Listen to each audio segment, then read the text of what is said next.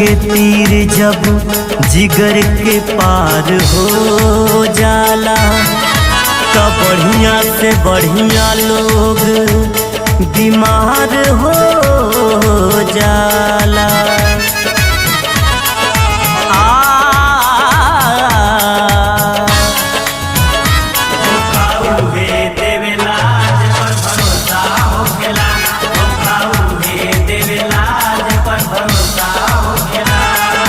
प्यार में राम बताता ऐसन काहे हो खेला, प्यार में राम बताता ऐसन काहे हो खेला। धोखा उहे देवेला जे पर भरोसा हो खेला, धोखा उहे देवेला जे पर भरोसा हो खेला।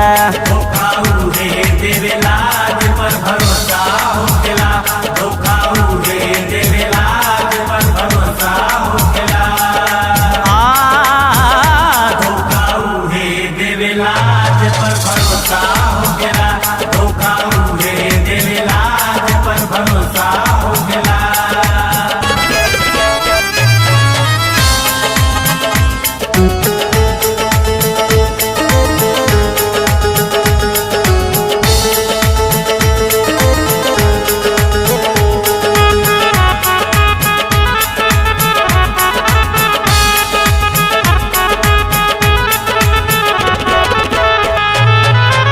प्यार के बाद काहे दर्द मिलेला, टूटला दिल तो है अखिया रोवेला।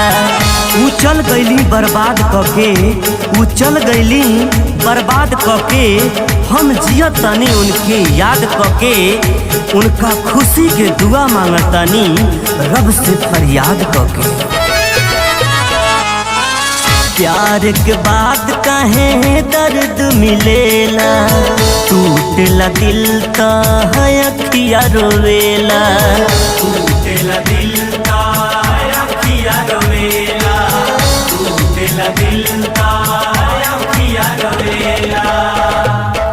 दर्द दिल के दवाई कतही ना हो खेला, धोखा उहे देवेला जे पर भरोसा हो खेला, धोखा उहे देवेला जे पर भरोसा हो खेला। धोखा उहे देवेला जे पर भरोसा हो खेला।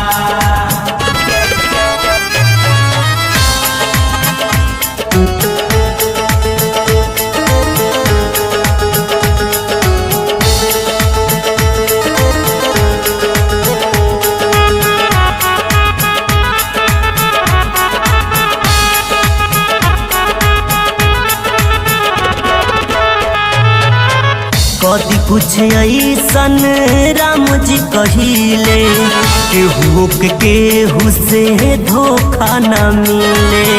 दर्द दिल के जगा गईली, दर्द दिल के जगा गईली, कैसन रोग लगा गईली। सोचले ना रही कि ऐसन कदी है, गम के जहरिया पिया गईली। कदी कुछ ऐसन राम जी कहिले, केहू के केहू से धोखा न मिले। केहू के केहू से धोखा न मिले, केहू के केहू से धोखा न मिले। एही से विकास अमरजीत दिल के रोकेला, धोखा उहे देवेला जे पर भरोसा हो खेला। धोखा उहे देवेला जे पर भरोसा